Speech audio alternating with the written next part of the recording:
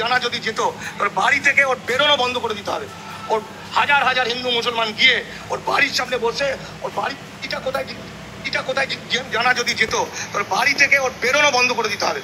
ওর হাজার হাজার হিন্দু মুসলমান গিয়ে ওর বাড়ির সামনে বসে ওর বাড়ি থেকে বেরোনো ওকে বন্ধ করে দিতে হবে।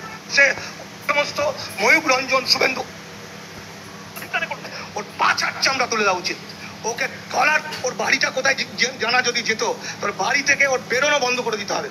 ওর হাজার হাজার হিন্দু মুসলমান গিয়ে ওর বাড়ির সামনে বসে ওর বাড়ি থেকে বেরোনো ওকে বন্ধ করে দিতে হবে।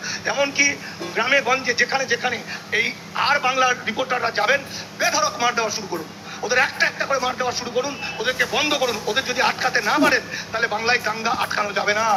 এই সমস্ত ময়ূক রঞ্জন শুভেন্দু অধিকারীদের দুনিয়া থেকে সরিয়ে দেবে ভারত বাংলার মানুষ, তা না হলে বাংলা বাঁচবে না। একটা নোটিশ বোর্ডে লিখে দিয়েছে কুকুর আর মুসলমানদের অ্যালাউ নেই। এত ভয়ঙ্কর কথা এবং এত বদমাইশ এই শুভেন্দুর মাথা থেকে এইসব বেরিয়েছে। আসলে ওরা জোর করে বাংলাকে ধ্বংস করার জন্য, বাঙালি জাতিকে ধ্বংস করার জন্য এবং হিন্দু মুসলমানের বিভেদ লাগানোর জন্য নানা রকম কাণ্ড করছে, যেটার হাত থেকে বাঁচতে গেলে আমি ওই যে বললাম নিদান দিলাম।